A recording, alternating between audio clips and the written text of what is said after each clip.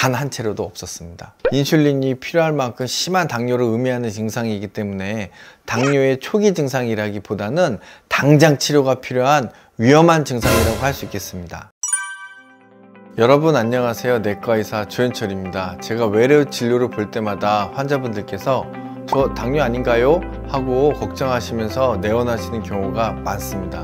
그래서 오늘은 환자분들이 생각하는 잘못된 당뇨 초기 증상 3가지에 대해서 알아보려고 합니다. 그리고 당뇨를 초기에 발견할 수 있는 가장 좋은 방법을 뒤에 소개시켜 드릴 테니 꼭 확인하시고 1년에 한번 체크해 보시기 바라겠습니다. 잘못된 당뇨 초기 증상 첫 번째, 바로 거품류입니다. 당뇨가 의심되어 내원하시는 환자분들 중에 가장 많이 호소하시는 증상이 바로 거품류였습니다. 갑자기 정상 소변이었다가 거품류가 계속되면 그런 의심을 가질 수도 있겠죠. 근데 여러분 그거 아세요? 거품류는 당뇨 초기 증상이 아닌 당뇨가 오래 진행된 환자에게서 나타나는 증상입니다. 소변을 배설하는 신장은 작은 혈관 덩어리인 글로메룰루스라고 불리우는 구조물로 구성되어 있는데요. 이 글로메룰루스가 지속적인 고혈당에 의해 손상을 받으면 미세 단백뇨가 생기기 시작하고, 이렇게 시간이 지나다 보면 단백뇨의 양이 많아지고 소변으로 배설된 단백질에 의해 거품뇨가 발생하게 되는 것이죠. 그래서 거품뇨가 단백뇨의 랜드마크인 것처럼 여겨지게 된 것입니다. 하지만 여러분, 거품뇨는 이렇게 당뇨가 많이 진행된 환자에게서 나타나는 것이기 때문에 당뇨의 대표적인 증상이긴 하지만 당뇨의 초기 증상이라고 할 수는 없습니다.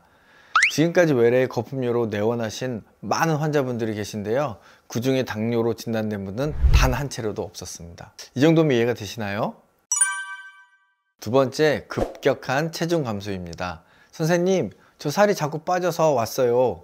저 당뇨인가 봐요. 이렇게 내원하시는 환자분들이 있으신데요, 사실 우리가 의학적으로 의미 있는 체중 감소는 6개월간 본인 체중이 10% 이상 감소한 경우를 이야기합니다. 예를 들면 80kg의 환자분이시라면 8kg 이상의 체중 감소가 했을 때 병적인 요인에 의해 체중 감소가 발생했다고 생각할 수 있습니다. 이 경우는 대부분 첫 번째, 심하게 조절 안 되는 당뇨, 두 번째는 갑상선 기능 항진증, 그리고 세 번째는 어딘가 숨어있는 암이 그 원인이 될 수 있는데요.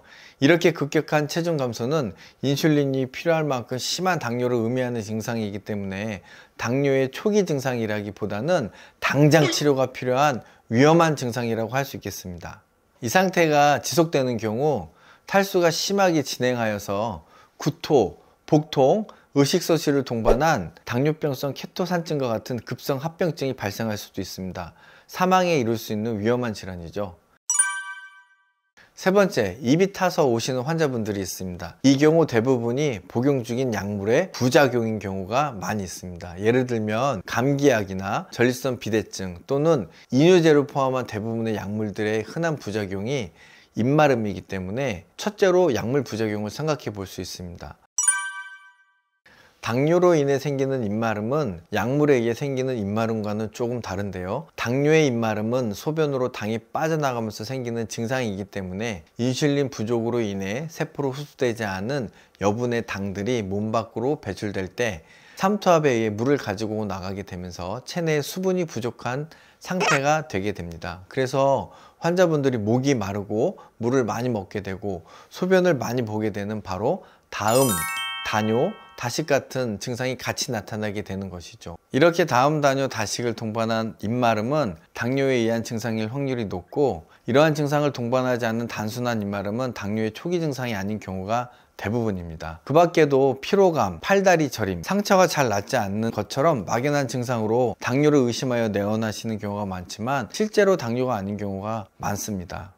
자, 그렇다면 과연 당뇨병의 초기 증상은 무엇일까요? 그것은 바로 무증상입니다. 그래서 당뇨가 더 무서운 것인데요, 안타깝게도 많은 환자분들이 인지하지 못한 채로 방치되어 있다가 뇌졸중이나 심근경색 같이 돌이킬 수 없는 합병증이 발생한 뒤에 그 원인을 찾다가 오히려 당뇨 때문이구나 하며 발견되는 경우가 많습니다. 이는 마치 버스를 떠난 뒤에 손 흔드는 격인데요, 당뇨병은 천천히 진행하는 병이기 때문에 초기에만 일찍 발견된다면 충분히 치료할 수 있고 병의 진행을 늦출 수 있기 때문에 당뇨병의 초기 진단, 발견은 매우 중요합니다. 그래서 무증상인 당뇨병을 초기에 진단하기 위한 가장 좋은 방법이 있습니다. 그것은 바로 적어도 1년에 한 번은 공복 혈당 검사를 하는 것입니다. 특히 당뇨병 가족력이 있거나 BMI 25 이상의 비만한 환자, 임신성 당뇨가 있던 환자들은 당뇨병 발생의 위험이 매우 높으므로 반드시 검사를 받으셔야만 합니다. 그럼 당뇨의 공복 혈당 진단 기준을 아셔야만 하는데요. 공복 혈당 126부터를 당뇨라고 합니다. 이 검사에서 주의할 사항은 8시간 이상의 공복이 꼭 필요한 건데요. 전날 드시는 음식과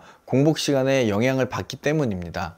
환자분들께 피검사를 위해 공복하고 오세요 라고 말씀을 드리면 전날 저녁부터 굶고 오시는 분도 있고 어떤 분들은 밤새 술을 드신 후에 오시는 분들도 간혹 있습니다. 이런 경우는 결과가 정확하지 않을 수 있기 때문에 평소처럼 저녁을 드시고 내원전 8시간부터 공복을 하시는 것이 검사에 도움이 됩니다.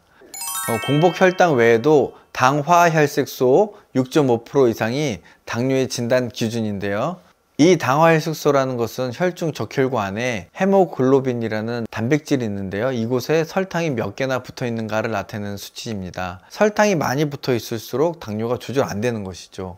적혈구는 평균 수명이 3개월 정도 됩니다. 매일 새로운 적혈구가 생성이 되고 혈중의 당은 또 새로운 적혈구에 달라붙기 때문에 이 당화혈색소는 지난 3개월간의 평균 혈당을 반영하는 지표가 됩니다.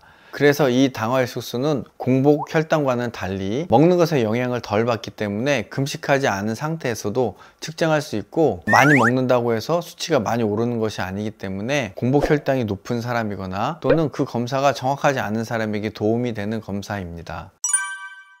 그리고 당뇨는 아니지만 공복 혈당 100에서 125 사이를 당뇨 전 단계라고 하는데요.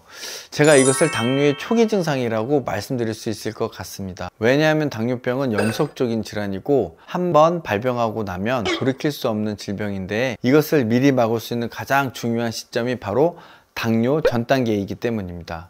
그래서 공복 혈당이 100 이하냐 아니면 그 이상이냐가 정말 중요합니다. 당뇨 환자의 경우 5년에서 10년 정도의 당뇨 전 단계의 과정을 거쳐 당뇨가 발생하기 때문에 이때 적극적으로 조치하면 당뇨로의 진행을 막을 수도 있고 나중에 인슐린도 맞지 않을 수도 있습니다.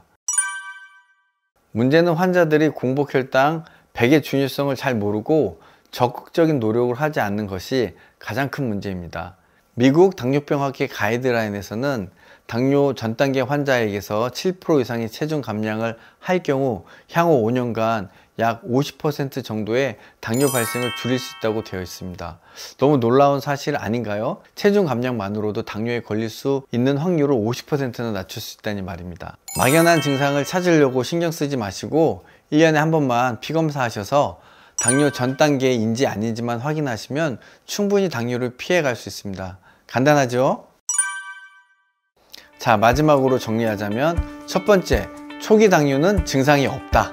그래서 1년에 한 번 공복 혈당을 검사함으로써 조기에 발견하는 것이 필요하다. 두 번째, 다음 당뇨 다식을 동반한 체중 감량은 당뇨일 수 있고 매우 위중한 증상일 수 있기 때문에 반드시 병원에 방문하여 진단과 치료를 받아야 된다.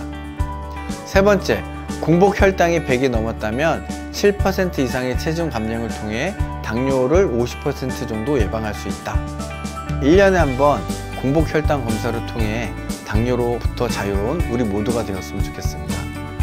오늘의 내용이 도움이 되셨다면 구독과 좋아요를 통해 더욱 빠르고 정확한 의학 정보를 받아보실 수 있습니다. 여기까지 내과의사 조현철이었습니다. 감사합니다.